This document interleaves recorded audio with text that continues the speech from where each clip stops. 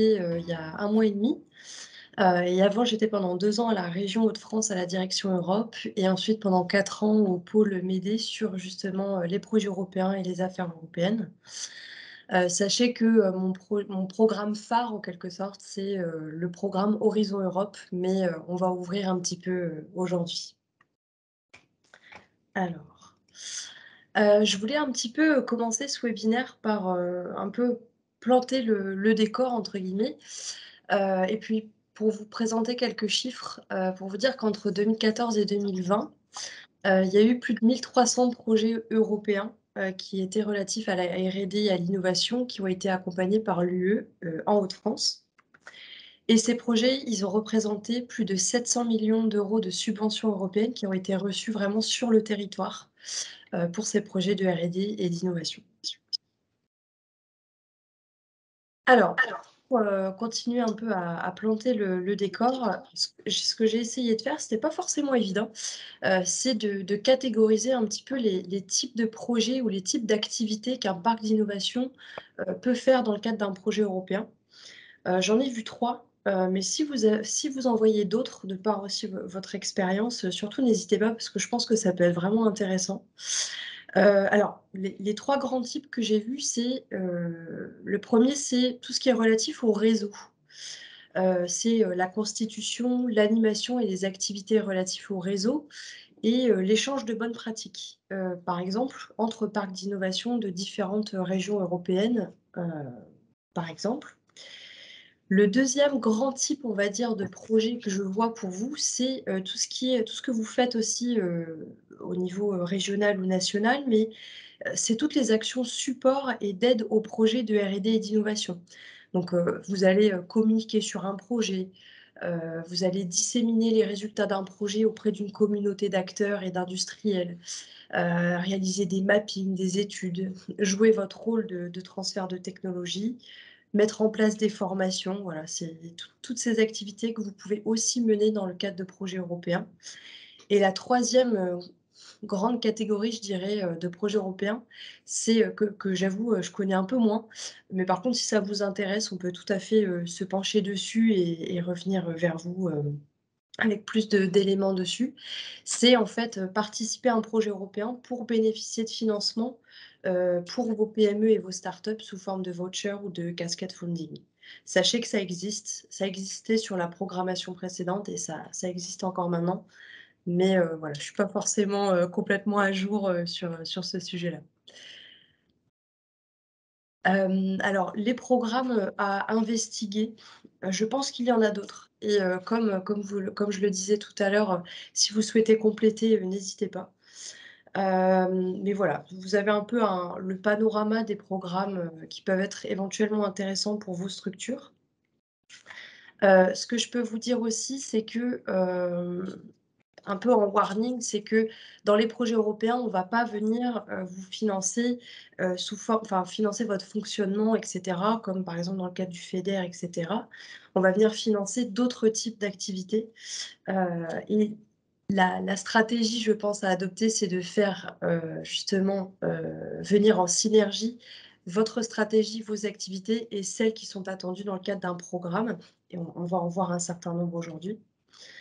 Mais on va vraiment aujourd'hui faire un focus, sur le programme Horizon Europe et sur les programmes d'Interreg. Sachez que je vous ai fait, un petit book, avec, vraiment l'ensemble des programmes, qui sont ici, qui figurent ici, où, avec vraiment toutes les informations de base, les prochaines échéances, les contacts aussi, à avoir en région si, ces programmes peuvent vous intéresser. Mais je le redirai, tout au long de ce webinaire, l'intérêt c'est, vraiment, en particulier pour les débutants, c'est de vous tourner vers nous, et puis on pourra vous apporter déjà un premier niveau de conseil et vous aiguiller en fait, dans ces projets européens, ce qui est pas toujours chose, évidente. Alors, je commence par les programmes Interreg, pour, une raison, c'est que, ce qu'on a pu, remarquer, pour les parcs d'innovation, c'est que pour beaucoup, les programmes Interreg, ça peut constituer une première étape, notamment peut-être pour les structures qui n'ont pas de réseau, européen existant. Donc ça va vous permettre aussi de travailler avec d'autres au niveau européen et de mettre le pied à l'étrier, des programmes européens. Je ne veux pas dire par là que les programmes Interreg sont faciles, ni simples à gérer, je le précise, mais c'est souvent la première étape d'un parcours européen pour un parc d'innovation. Alors, je vous ai mis sur cette slide d'intro aussi un petit schéma sur le côté. Pourquoi je vous ai mis ça? Alors, c'est pas pour vous faire un cours, sur les projets européens, c'est pas le lieu, mais par contre, c'est que vous puissiez, bien comprendre ce qui se cache derrière les programmes Interreg, ce qu'attend en fait l'Union européenne, qui a une politique, qui a une stratégie, qu'il est nécessaire vraiment de bien comprendre pour être sûr, d'être bien dans le scope des attentes et de pas passer à côté et de pas passer du temps à monter un projet qui finalement sera pas retenu. Pour les programmes Interreg, c'est simple. L'objectif de l'UE, c'est, de faire travailler différentes régions européennes sur un sujet et des régions européennes qui ne sont pas forcément, au même niveau sur une thématique. C'est ça qu'elle attend et c'est ça qu'elle attend dans les projets. Donc dans les projets, vous allez devoir démontrer d'une plus-value vraiment de travailler entre régions européennes sur un sujet particulier. Hem Alors, ici, je vous ai un petit peu résumé les 4 interregs, qui pourraient peut-être vous intéresser, dans le cadre de cette nouvelle période de programmation 2022-2027. Vous avez, les contacts, les prochaines échéances, les sites internet et cetera. Mais l'objectif premier, vraiment, ce que je voulais vraiment que vous reteniez, c'est l'objectif des interregs, c'est permettre à des acteurs privés et publics de différentes régions européennes, donc on parle bien de projets collaboratifs avec plusieurs partenaires, de coopérer sur une problématique territoriale commune. Je vous ai mis un petit exemple, c'est un projet d'Eura Materials, un projet Interreg, dans lequel Eura Materials est partenaire. Et je trouvais que ça pouvait illustrer, pour les personnes qui ne connaissent peut-être pas du tout, ce qu'est un programme, un projet Interreg, ce qu'un pôle ou un parc peut faire comme type d'activité dans le cadre de ces programmes. Et je pense qu'il doit y avoir des personnes, d'Aura Materials présentes, aujourd'hui et ce que je vous invite à faire, c'est éventuellement, au moment de questions-réponses, de prendre la parole si vous souhaitez un peu, développer dessus. Je passe tout de suite au 2e programme, donc Horizon Europe, qui est, le programme que je connais, le mieux en ce qui me concerne. Je vous ai remis aussi le petit schéma sur le côté. Alors ici, on n'est plus dans des programmes Interreg, hein.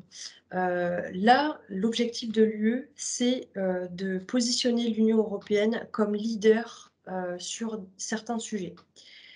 Il y a plusieurs programmes sectoriels qu'on appelle, donc Horizon Europe en fait partie, c'est un des programmes, mais vous en avez d'autres, où l'UE veut aussi promouvoir et financer de grandes thématiques, comme l'éducation, la formation avec le programme Erasmus+, par exemple.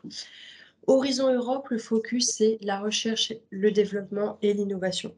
C'est vraiment positionner l'Union européenne comme leader, sur ces sujets-là.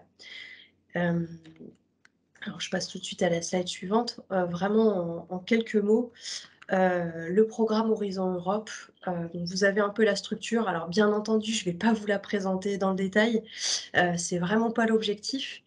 Heu, Vous avez donc un programme qui est le plus grand programme de recherche et d'innovation au monde, de par ses ambitions et de par son budget qui est presque de 100 milliards d'euros sur 7 ans.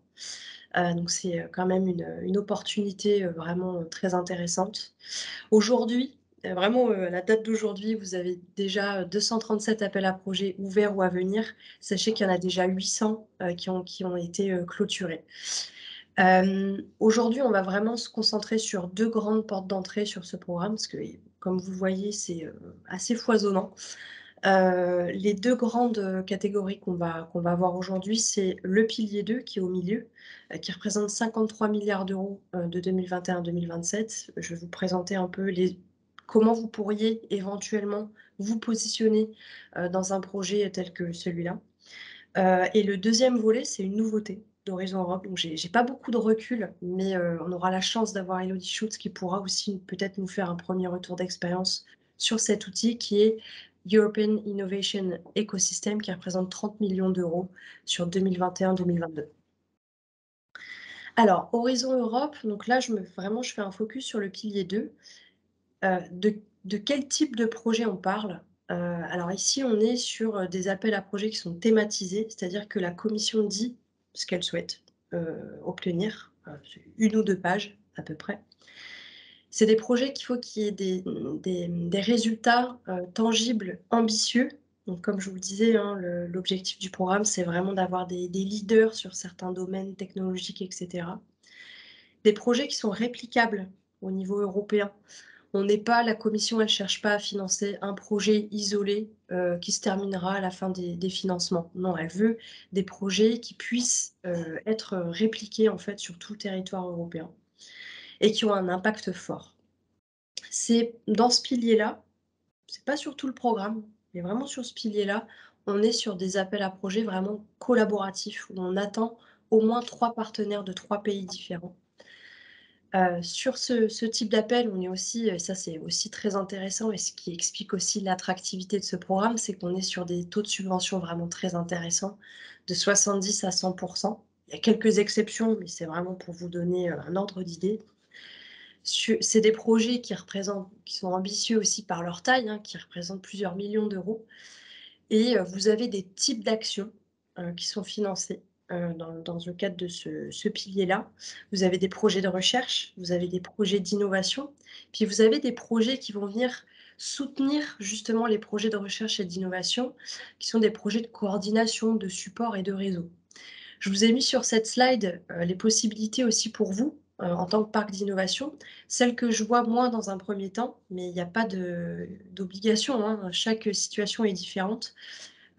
Pour les projets de recherche et d'innovation, ce qu'on remarque souvent pour les parcs d'innovation et les clusters, c'est qu'ils puissent positionner en tant que partenaires sur la communication et la dissémination du projet. C'est une possibilité.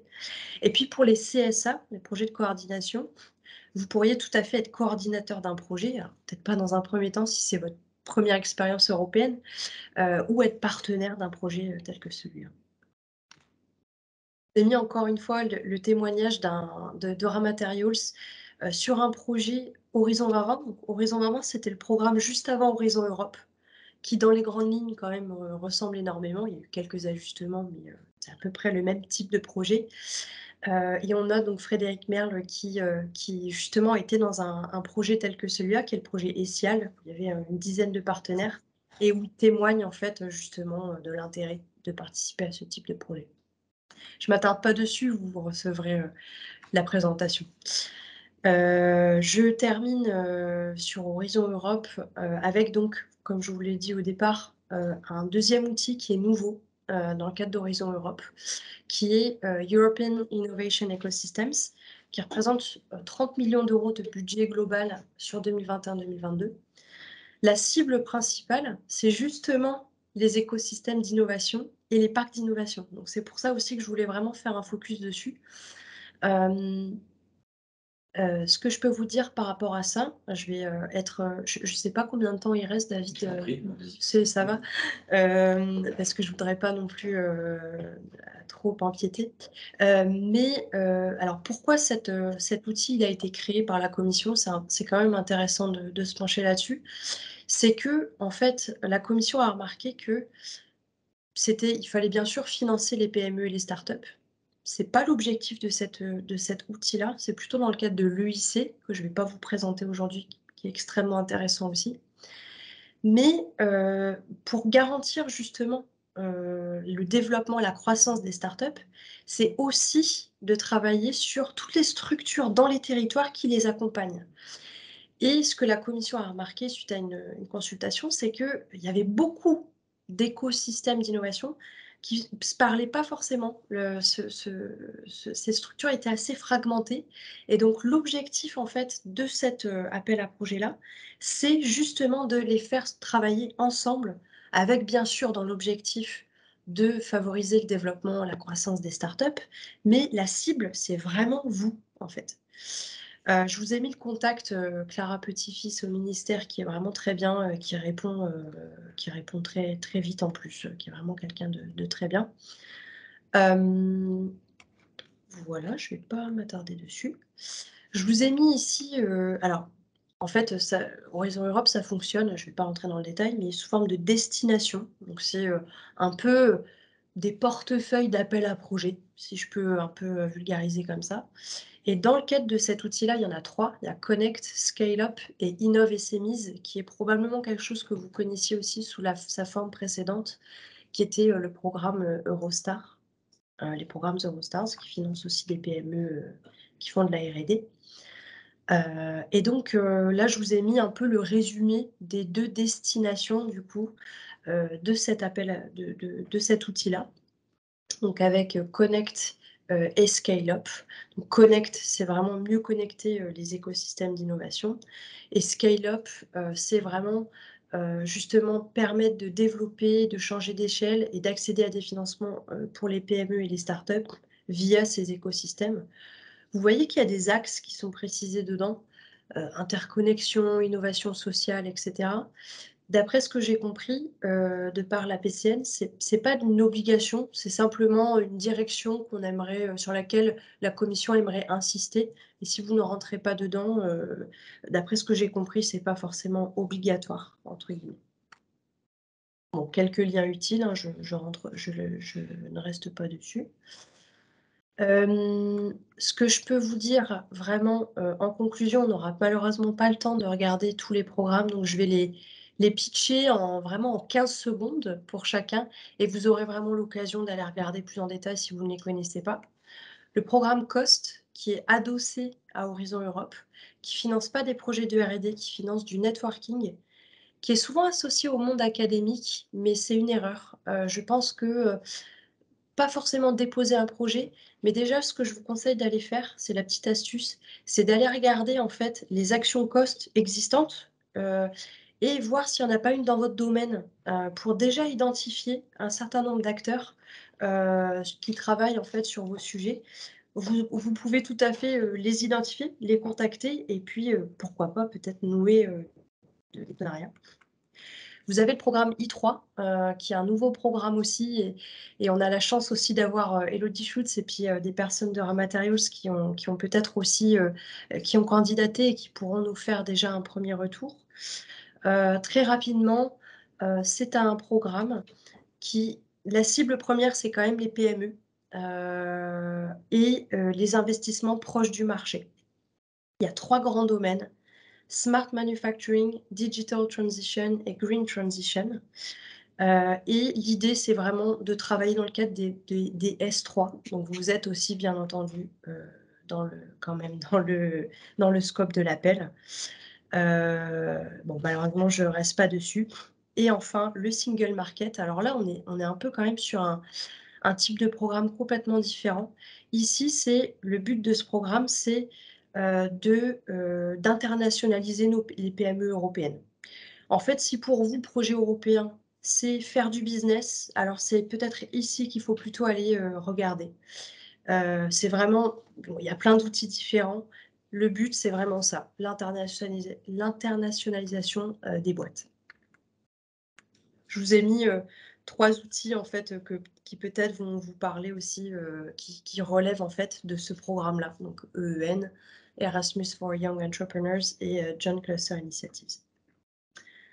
Donc en résumé, un projet européen, il s'inscrit dans une stratégie globale qu'il faut absolument comprendre pour ne pas passer à côté, surtout quand on est au début d'une démarche vers les projets européens, qui répond aux objectifs d'un programme, qui répond à un besoin européen, qui est innovant, ça c'est quand même quelque chose, un fil rouge qu'on retrouve un peu partout, qui associe des partenaires variés. Il y a des appels où vous pouvez candidater seul, mais ça reste quand même une exception, qui bénéficie d'un cofinancement et qui fonctionne par appel à projet. Avant de passer, à la session de questions-réponses, ce que je peux vous dire, vous pouvez vous dire: «OK, c'est intéressant. OK, ça me donne envie de me lancer», puisque de toute façon, j'étais dans cette démarche-là.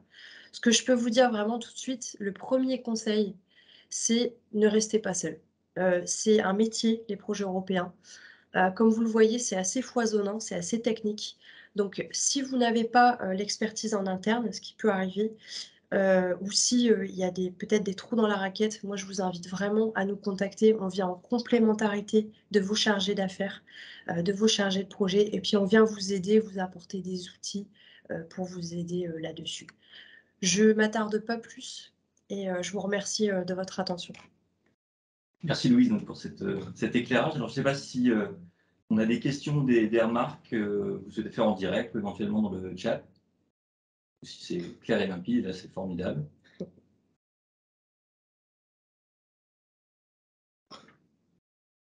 C'est vrai que Louise a été d'une grande pédagogie, d'une grande clarté. Voilà, on les a assommés, nos partenaires. Mais bon, J'espère. je propose, non, je propose simplement peut-être effectivement de laisser la parole à Elodie pour justement donner un exemple, et voilà, après n'hésitez pas à revenir sur les questions qui vous reviennent. Alors aujourd'hui et après, enfin, le slide de Louise est vraiment là pour ça. C'est-à-dire que voilà, on peut vous aider, en complément de votre expertise, individuelle, sur ce sujet, quoi. N'hésitez pas. Merci Franck. Élodie, je te propose de faire la suite, effectivement, avec ton témoignage. Très bien. Tout d'abord, je vous remercie de l'opportunité de pouvoir témoigner de l'expérience de Rasanté dans les projets européens, qui est une expérience de longue date pour Rasanté en tant que structure. Pour moi, c'est une expérience de 3 années au sein de Rasanté. Un poste de chargé de projet européen, pour lequel j'ai été embauchée justement pour mener pleinement cette activité parce que c'est ce que j'ai indiqué aussi à la fin de ce webinaire sur les conseils. C'est un métier, les projets européens. C'est un métier en tant que tel qui nécessite des connaissances, des compétences et du temps. Dans la slide suivante, je vais d'abord faire un tour d'horizon de l'expérience de Race Santé dans les projets européens, parce que je pense qu'il peut intéresser les participants aujourd'hui, c'est le parcours de Race Santé, parce que pour les projets européens, on passe tous par un moment de début. On débute par certains types de projets, par certaines activités, et on évolue. Et cette évolution, elle est assez caractéristique, je pense, de Race Santé, mais sûrement pas seulement de Race Santé en tant que structure qui s'implique dans les projets européens. Alors, tout d'abord, depuis plus de 20 ans, Race Santé s'est lancé dans le montage et le suivi de projets européens. À ce jour, on a plus de 30 projets européens qui ont été acceptés et financés au sein de divers programmes qui ont été, par ailleurs très bien présentés par Louise. Les programmes, Interreg, les programmes Horizon 2020, donc qui était, le prédécesseur, d'Horizon Europe qui est la programmation actuelle.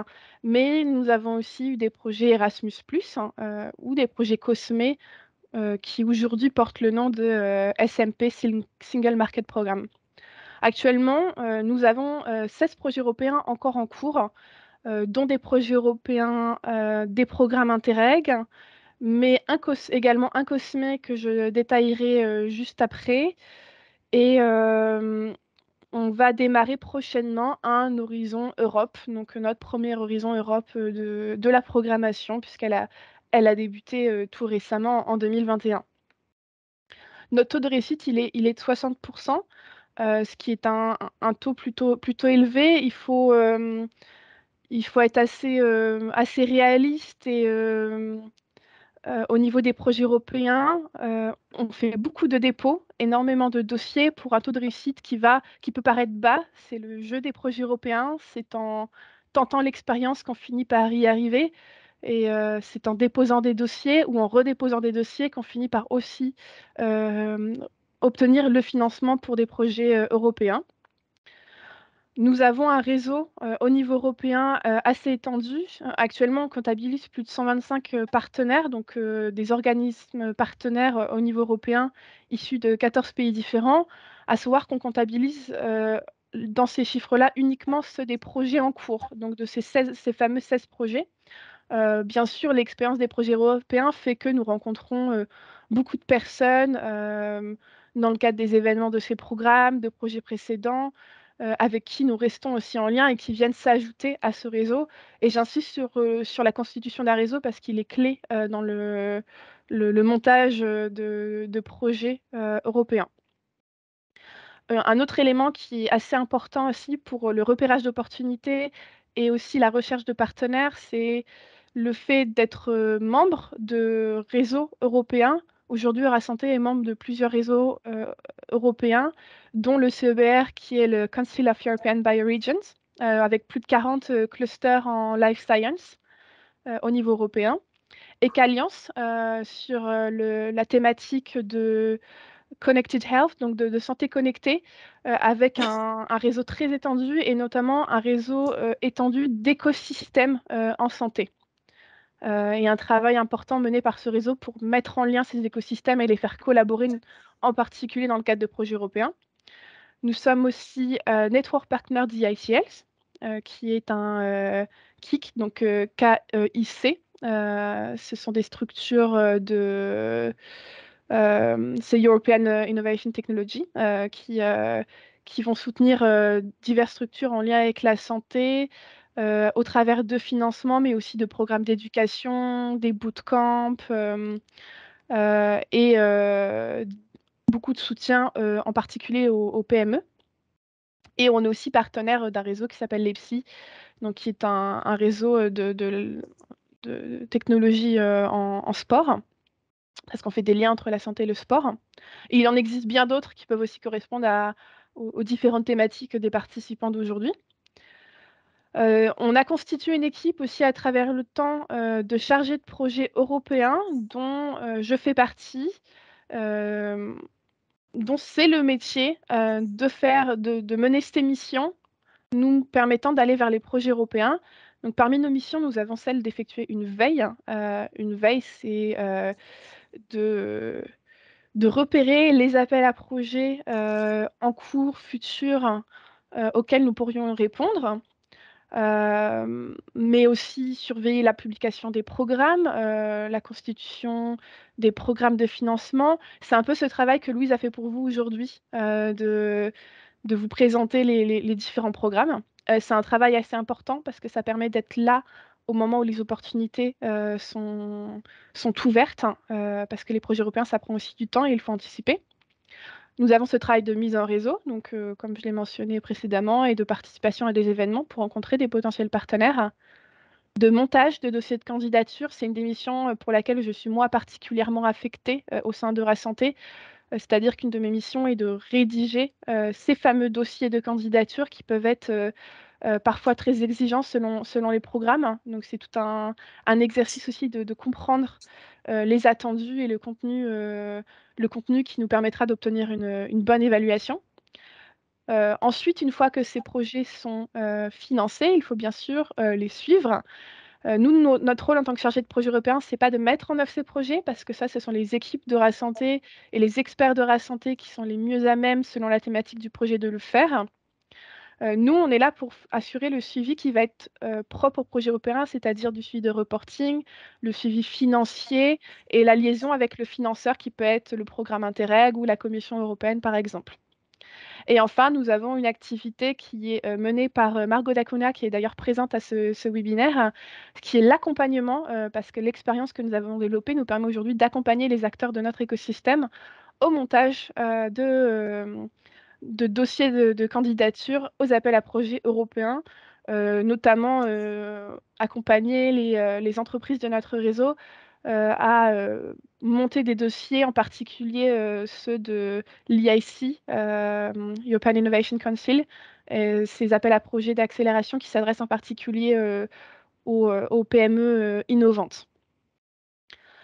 Notre fonctionnement à Santé, peut-être que d'autres auront d'autres façons de fonctionner, mais nous, le fonctionnement qu'on a trouvé et qui marche, c'est celui de constituer des binômes entre experts thématiques et experts projets européens. C'est-à-dire que moi, en tant que chargée de projet européen, je viens apporter l'expertise européenne et de montage et de suivi de dossiers. Et selon la thématique, les experts de Santé viennent apporter leur expertise, si c'est une expertise en valorisation de la recherche, si c'est une expertise en accompagnement des PME, en internationalisation, ou des expertises sectorielles, si c'est de la biotech, la medtech, la nutrition, la silver economy, ce qui nous permet de rédiger des dossiers qui sont pertinent thématiquement parlant parce qu'on a ce binôme qui fonctionne. Et ce qui permet à l'expert thématique de se concentrer sur son expertise et de laisser tout ce qui est propre au projet européen à notre charge. Et c'est un fonctionnement qui fonctionne plutôt bien et qui permet à chacun de s'approprier les projets. Enfin, nous avons développé, c'est ce que je vous disais, une offre d'accompagnement au montage de projets européens en tout genre pour les membres de notre réseau, entreprises, mais aussi académiques et autres. Eurasanté est mandaté par ailleurs par la région pour animer le réseau RIRI Santé. Donc RIRI, c'est Réseau Régional Europe Recherche Innovation en Santé. Au sein de ces activités, nous animons notamment des sessions dont le but est de présenter les opportunités offertes par l'Union européenne pour les différents acteurs. Et là, ça sort aussi du cadre des opportunités qui vont servir uniquement à Eurasanté en tant que pari d'innovation, mais aussi des financements qui n'ont pas été présentés aujourd'hui, mais qui peuvent servir aux chercheurs plus particulièrement ou aux PME plus particulièrement, de faire naître des collaborations entre ces acteurs, de renforcer les candidatures et globalement de sensibiliser au projet européen. Enfin, pour terminer, mais Louise l'a présenté aussi dans les différents programmes, on va avoir chacun des rôles spécifiques dans ces projets européens. Nous, Eurasanté, on a plusieurs missions qu'on va retrouver dans ces projets-là. Une première mission, c'est la gestion de projet, bien sûr, puisque nous disposons des expertises pour faire de la gestion de projet pure, ce qu'on appelle du management de projet européen, le suivi, les relations avec les financeurs, le suivi financier. On mène également les activités de communication, de dissémination et d'exploitation ou valorisation de la recherche. Ça, c'est en particulier vrai pour les programmes Interreg ou pour des programmes Horizon Europe, dont les clusters qui ont été précédemment mentionnés. Mais ça va être parfois aussi des missions, selon la thématique bien sûr du projet, d'accompagnement et de soutien aux entreprises. Par exemple, un projet qui va accompagner les entreprises vers l'internationalisation, vers d'autres marchés européens. Ça va être des offres de services spécifiques ou l'animation d'écosystèmes, le renforcement d'écosystèmes. Et ça, c'est le programme mentionné par Louise, European Innovation Ecosystem. Alors, on a un retour d'expérience très très jeune à faire sur ces programmes-là, puisqu'on a, obtenu la validation d'un projet en réponse à un appel à projet Connect, mais qui n'a pas encore démarré. Donc le retour d'expérience serait celui d'un dossier rédigé qui a réussi. Il faut savoir que c'est un nouveau programme, donc on est aussi dans un moment où les opportunités de se faire financer sous cet appel à projet-là sont plus ouvertes parce que moins de potentiels participants le tentent et ils sont assez ouverts aussi à l'interprétation que les écosystèmes d'innovation vont faire de ces appels à projets. En tout cas, moi, je vous invite fortement à vous y pencher parce que ils sont faits pour nous. Concrètement, ils sont faits pour nous en tant qu'animateurs d'écosystèmes, en tant que part d'innovation. C'est ce qui peut permettre de financer ou de renforcer nos activités au niveau européen en tant qu'écosystème en lien avec d'autres écosystèmes. Très rapidement, sur la slide suivante, un exemple de projet européen en cours. Comme je vous l'ai dit, on en a 15 en cours, donc je ne vais pas pouvoir tous les présenter. J'ai choisi celui-ci qui s'appelle Bright et qui est un programme COSME parce que justement, c'est un programme COSME et je pense que c'est ce qui est SMP, Single Market Programme dans les nouveaux termes que vous allez retrouver, parce que justement, ça se prête très bien à des structures comme celles qui doivent participer aujourd'hui, hein, qui nous permettent de venir. Donc là, c'est en particulier d'un programme Cluster Excellence qui porte sur la thématique d'aller soutenir la transformation numérique des PME en santé et d'améliorer nos compétences d'accompagnement en tant que structure qui viennent accompagner ces entreprises et bien sûr de favoriser les échanges entre écosystèmes régionaux d'innovation. Là, vous voyez que nous sommes 5 partenaires. Donc en France, c'est Eurasanté, mais en Espagne avec Biocat, au Royaume-Uni, One Nucleus, Suède, Stens et en Estonie, Connected Health. C'est un programme qui vient à la fois nous permettre d'offrir des services aux PME aux PME de notre écosystème en lien avec la transformation numérique, mais aussi de financer un renforcement de notre capacité à les accompagner et au développement de nouveaux services. Donc c'est assez complet comme programme pour des pôles de compétitivité ou des parcs d'innovation. Voilà, si vous avez des questions, n'hésitez pas. Je pense que d'autres participants aujourd'hui ont aussi des retours d'expérience assez peut-être différents ou assez similaires, mais globalement, ça montre la progression de Rasanté. On a beaucoup débuté par les Interreg. Pour moi, je dirais que c'est peu la porte d'entrée parce qu'ils sont entre guillemets plus faciles, pas parce que moins intéressants, mais plus faciles parce que comme on est situé au niveau régional, la compétition est moins importante que quand on va sur des horizons Europe où la compétition, elle est au niveau de tous les pays de l'Union européenne et même au-delà parce que c'est ouvert aussi à certains États hors Union européenne qui sont partenaires. Et là, on le constate parce que ça fait plusieurs années qu'on vient vraiment renforcer notre présence sur des programmes plus ambitieux d'Horizon 2020 ou d'Horizon Europe, grâce à notre expérience des projets Interreg. Merci beaucoup, Élodie, pour ce retour d'expérience. Je ne sais pas si des personnes souhaitent rebondir un peu sur ce témoignage, s'ils ont des remarques également. Côté Euratech, moi j'ai une question.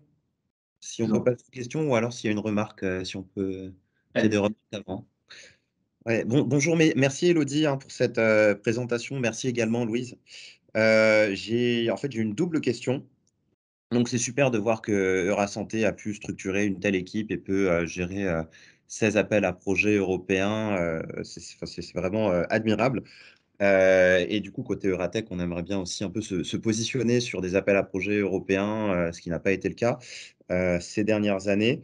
Ma première question, c'est comment est la logique d'Eurasanté par rapport aux projets et aux appels à projets? C'est-à-dire, est-ce que vous avez une logique peut-être, alors j'aime pas le terme, mais opportuniste, c'est-à-dire vous identifiez un appel à projet et puis ensuite, après coup, vous constituez le projet? Ou alors est-ce que vous avez des projets, running en fait, au sein de votre structure et puis pour le soutenir, vous identifiez les appels à projets? Donc ça, c'est la première question et la deuxième question, c'est pour aller un petit peu plus loin, puisque en fait, cette présentation est vraiment très inspirante. C'est comment est-ce qu'on dimensionne bien une équipe, de réponse à des appels à projets européens? Parce que je comprends que donc il y a le montage de dossiers, la constitution de dossiers avec des exigences administratives très précises, le reporting, l'accompagnement, des projets, même si vous constituez, enfin, vous faites pas le projet en tant que tel vous-même, au sein de votre équipe. Puis il y a les relations avec les bailleurs et les institutions européennes. Donc, comment est-ce que vous, vous êtes dimensionné au sein de l'équipe, projet européen chez Eurasanté? Voilà, merci. C'est de très, très bonnes questions. Pour la première, je répondrai les deux. Alors, dans notre logique, on peut avoir celle qualifiée d'opportuniste, hein. Je pense que c'est pas un terme négatif nécessairement d'être opportuniste, hein. On est sur un fonctionnement où si une opportunité peut bénéficier à notre écosystème, on va la saisir, hein. Ou un appel à projet va nous parler parce qu'elle correspond à ce que nous, on sent qu'on peut apporter une réponse à cet appel à projet-là. Ça peut être parce que certains appels à projets, et je dirais notamment les appels à projets plutôt Horizon Europe, vont être assez top-down. Donc, c'est-à-dire que la thématique est très cadrée. Les attendus sont très définis par la Commission.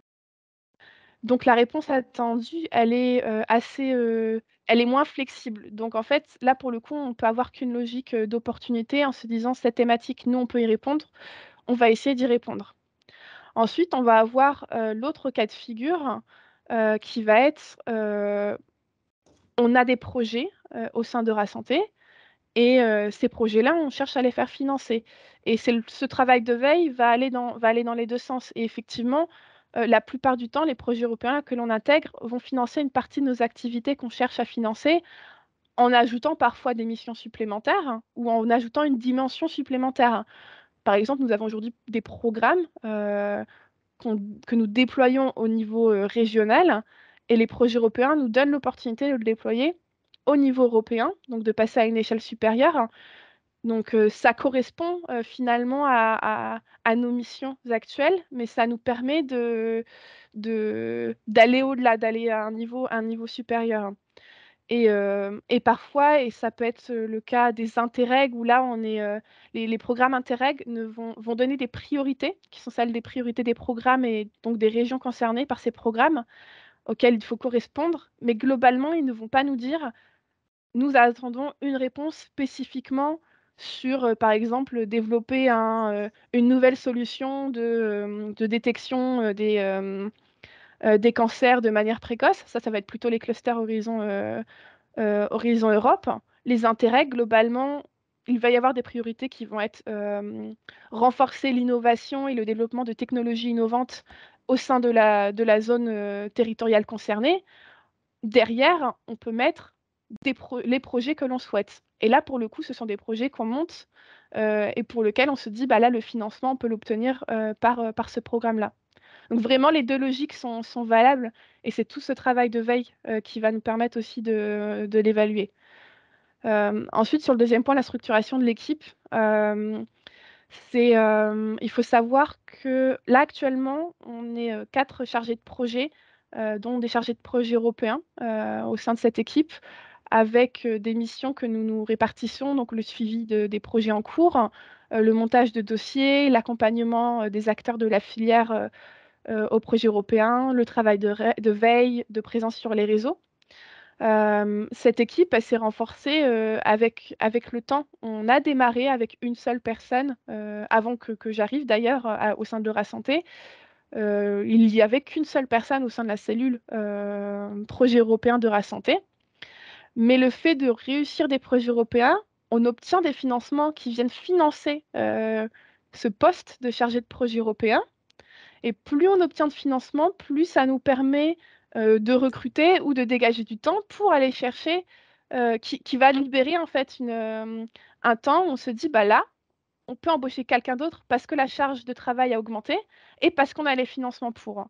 Donc c'est aussi ce qui fait que la cellule Europe au sein de Santé s'est agrandi avec le temps jusqu'à 4 personnes. 4 personnes, c'est quand même assez important hein, pour des structures. Je ne dis pas que tout le monde doit démarrer à 4 personnes. Je pense que déjà avoir une personne qui s'occupe de cette mission pour démarrer, c'est un très bon début. Et l'expérience fait que plusieurs personnes peuvent arriver. Et ensuite, c'est un choix qui a été fait aussi de Santé. On sait que certaines structures, notamment des partenaires au niveau européen, font appel systématiquement à des consultants qui interviennent de manière ponctuelle pour chaque dossier. Nous, on a fait ce choix, enfin, je dis on, mais c'est notre management, c'est Eura Santé, notre structure, a fait ce choix d'investir plutôt dans les ressources humaines que d'investir dans des frais de consulting. Parce qu'on s'inscrit dans une stratégie dans la durée et ça nous permet à nous aussi de s'acclimater et d'avoir cette connaissance de notre structure hein, qui est vraiment un point fort dans le montage de dossiers. D'accord et du coup, si je peux me permettre de me faire le porte-parole de ma chère collègue Luminita qui vient de poser une question, dans le chat. Un premier chargé de projet, peut porter ou appuyer combien de projets européens? J'ai pas forcément de chiffres en tête. Ça dépend, je pense qu'il faut, ça dépend de la temporalité. En termes de montage, si vous avez un premier chargé de projet européen et que vous rejoignez en tant que partenaire un projet, je prends l'exemple d'un projet Interreg, vous pouvez facilement, si c'est vraiment la mission principale de cette personne, vous pouvez facilement en parallèle, suivre 1, 2, 3 projets en cours de montage. Ça dépend de la charge de travail qui va vous être donnée en tant que partenaire. Si vous souhaitez être coordinateur, c'est-à-dire que vous êtes la personne chargée du montage et de la rédaction du dossier, heu, une personne, sur un dossier en même temps pour être efficace, je trouve que c'est bien, en termes de temps passé. Ensuite, en termes de suivi, nous, en général, une personne peut avoir un portefeuille de 6 à 8 projets. Encore une fois, ça dépend vraiment de la charge. C'est très différent en termes de charge si on est juste partenaire ou coordinateur, hein. Mais encore une fois, si vous débutez complètement, vous allez plutôt avoir la position de partenaire que de coordinateur, même si l'un n'empêche pas l'autre. Mais c'est vraiment une perception que j'ai par rapport au fonctionnement de notre équipe. Ça peut être différent selon les autres missions de cette personne, également. Merci beaucoup Élodie. Avec plaisir. Est-ce que nous avons d'autres questions, d'autres remarques avant de passer éventuellement à la conclusion de ce webinaire et revenir un peu sur les 3 piliers pour répondre à ce type d'appel à projet? Moi, j'avais juste, je sais que tu vas le faire, David et Louise, hein, mais vraiment remercier, enfin, j'ai remercié Louise, mais Élodie, parce que le partage et la transparence des informations est quand même énorme, importante, et je pense que les expériences de chacun va effectivement nourrir et va faire gagner du temps, de l'efficacité aux différents parcs, et c'est vraiment le but de ce genre de réunion et de réunion d'information, de session d'information. Donc, vraiment un grand merci à Élodie et la team Aura Santé, et puis à la présence des différents parcs d'innovation. Voilà, ça va sans dire, mais ça va mieux en le disant des fois. Merci Franck. Élodie, tu présentes ta slide de conclusion? Oui, je vais donc conclure et avec plaisir ce partage d'expérience. On peut se considérer parfois en compétition dans les projets européens parce que c'est très compétitif. Pour autant, on a tout à gagner à essayer de travailler ensemble, à partager nos expériences et nos expertises différentes. Nous, on sait que d'expérience, on a pu recevoir des invitations à rejoindre des partenariats transférés par d'autres parcs d'innovation, et je pense notamment à Euromaterials. Et je pense que c'est aussi en tant qu'écosystèmes régionaux, on a tout intérêt aussi à être transparent et à être dans le partage. Parfois, être ensemble dans des projets européens. Ça, c'est aussi tout à fait possible et souhaitable. Alors, j'ai noté 3 conseils principaux pour les projets européens. On pourrait en donner plein d'autres, hein. Il y a beaucoup de conseils à prendre en compte. Mais le premier, et je partage aussi les paroles de ma chef d'équipe, hein, qui, elle, a vu cette équipe grandir, hein, et qui a vu les balbutiements de Santé dans les projets européens, donc qui est capable de voir à quel point nous avons évolué dans le temps. Le premier, c'est de persévérer. Avec une citation de Winston Churchill, hein, le succès, c'est la façon de voler d'échec en échec sans perdre son enthousiasme.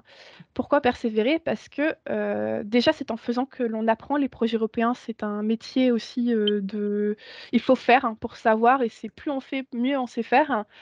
Mais c'est aussi, il faut savoir gérer la frustration parce que c'est beaucoup de déconvenus. Beaucoup d'échecs au final, des projets qui ne vont pas être financés, alors qu'on y a donné beaucoup d'énergie et qu'on avait beaucoup d'espoir parce que c'est très compétitif. Mais aucun projet qui n'est pas financé en premier lieu n'est un projet perdu. Parce que déjà, il peut être déposé plusieurs fois si l'appel à projet est reconduit. Et nous, on a eu ce cas de figure à de nombreuses reprises, hein, d'avoir un deuxième dépôt qui nous a permis d'améliorer la candidature, hein, et d'être financé. Et aussi parce que c'est un apprentissage. En participant, en montant des dossiers, on apprend à consolider, à améliorer nos dossiers. Et très honnêtement, c'est un travail qui paye. On le voit que ce travail d'amélioration constante, que ces précédents dossiers qui n'ont pas été financés, mais pour lesquels nous avons reçu des évaluations, nous permettent d'améliorer nos futurs dossiers. Et là, on voit de la réussite. Donc voilà, vraiment persévérer, ne pas désespérer face aux échecs, hein. Comme je vous l'ai dit, on a un taux de réussite de 60%, mais parfois qui peut être plus bas, plus on dépose, moins on a de taux de réussite. Mais c'est le jeu des projets européens. Ensuite, il y a les pas à pas, c'est ce que j'expliquais dans la présentation. Il ne faut pas non plus être trop ambitieux dès le démarrage, parce que c'est là aussi où on aura des déconvenus. On ne commence pas, vous pouvez tenter, mais on ne commence pas un horizon Europe en tant que coordinateur si on n'a jamais fait de projet européen, parce que ça va être très dur, hein. C'est bien de commencer en tant que partenaire, parce que en tant que partenaire, on observe les dossiers, on observe comment les dossiers sont rédigés, on observe comment les dossiers sont montés, on se fait des liens avec des partenaires, donc on apprend vraiment aussi dans l'observation. Euh, et ensuite, ça nous permet de se sentir prêt à se lancer en tant que coordinateur d'un projet, c'est-à-dire leader, qui est en général celui qui va être chargé de la plus grande part de rédaction et de montage de dossiers. Donc, y aller pas à pas, c'est vraiment se nourrir d'expérience, s'enrichir auprès des partenaires, s'enrichir auprès des dossiers, et gagner en compétences. Venir vraiment piocher au sein de ces différentes expériences pour consolider votre connaissance des projets européens. Et bien sûr, aller chercher du soutien et des conseils. Et ça, je pense que ça a été bien rappelé aussi par Louise.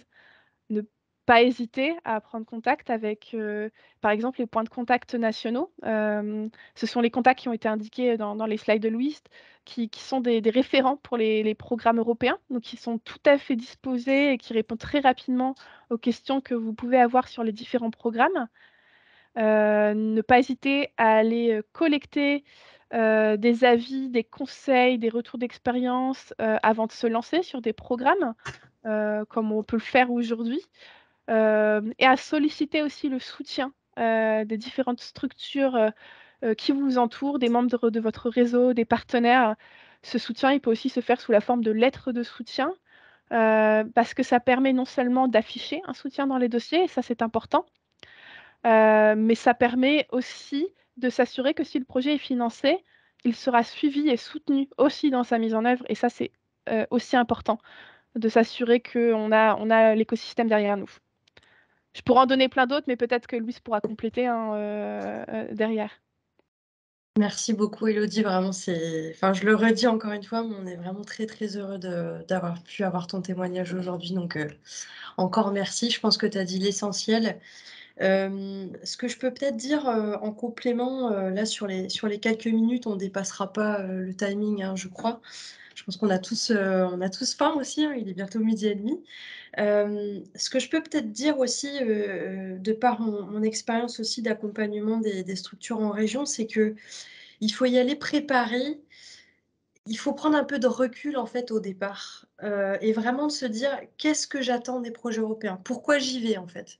Qu'est-ce que j'en attends? Est-ce que c'est parce que j'ai besoin de financement très rapidement?» Bon, c'est peut-être pas la meilleure porte d'entrée.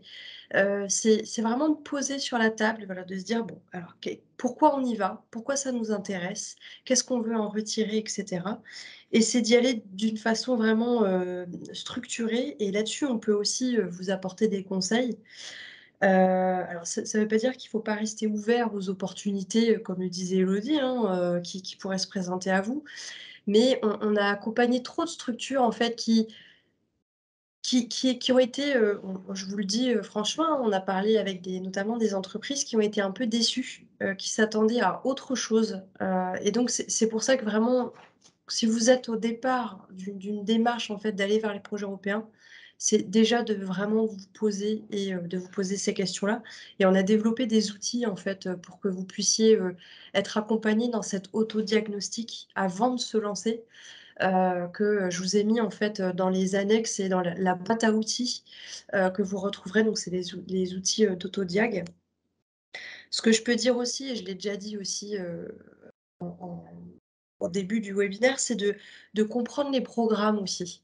Je les personnes, c'est vrai, s'attendent souvent à des informations assez, pragmatiques, le budget, les deadlines et cetera, c'est bien. Mais vraiment de comprendre ce que l'Union européenne attend derrière ces programmes, je pense que ça permet, c'est pas seulement de la culture générale ou de la théorie autour des projets européens, c'est vraiment de pas passer à côté et d'être vraiment dans le scope, avant de parler d'appel à projet précisément, mais vraiment du programme qui anime l'appel à projet. Et donc là, vraiment sur la 1 ou 2 dernières minutes, qui se présentent à nous, c'est vraiment de vous présenter les annexes rapidement. Bon là, c'est justement pour comprendre les différences, entre les grands programmes. Je trouve que c'est une slide qui peut être utile. Je vous ai mis également, toutes les priorités, des interregs, des différents interregs. On n'a pas eu le temps aujourd'hui de rentrer dans le détail, c'est ce qu'Élodie vous disait.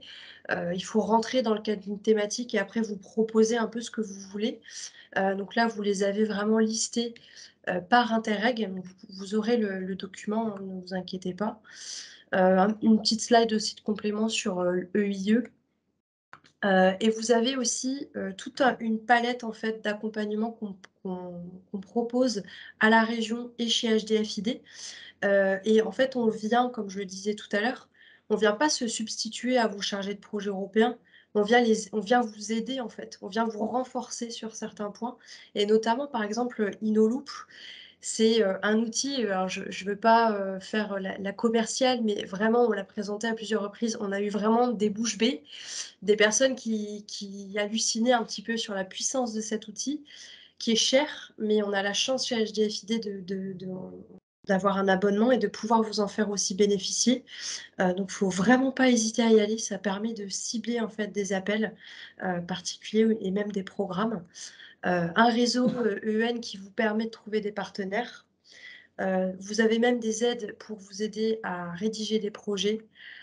Une présence à Bruxelles, si vous êtes dans une démarche d'influence de lobbying, des conseils en propriété intellectuelle et aussi toute une palette d'outils pour vous accompagner, alors principalement vers le programme Horizon Europe, qui est un peu notre focus, avec des outils d'autodiagnostic, des webinaires d'1 heure, quel que soit votre niveau autour de ce programme pour vous aider concrètement, notamment je fais écho à ce que disait Elodie, qui s'appelle persévérer dans les projets européens, donc pour les personnes un peu déçues ou un peu découragées, je vous invite à aller le regarder.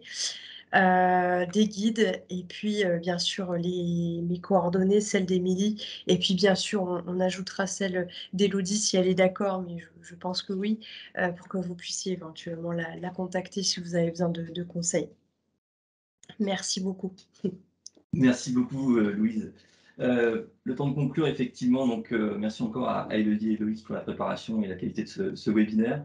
Je vous le rappelle, donc, les documents seront accessibles dans quelques jours, à la fois en replay et également sur le format de présentation qu'on a pu voir. Pour rappel, le prochain webinaire a lieu le 4 mai prochain, mercredi prochain, donc, sur la création d'organismes de formation et les affiliations Calliope. Et le troisième aura lieu le 5 mai, et il sera dédié finalement au fonds de dotation. Et le mécénat, il sera animé par Léa de Seigne de Fondation de France. Voilà, j'ai plus qu'à vous souhaiter une excellente journée et puis un très bon appétit à tous.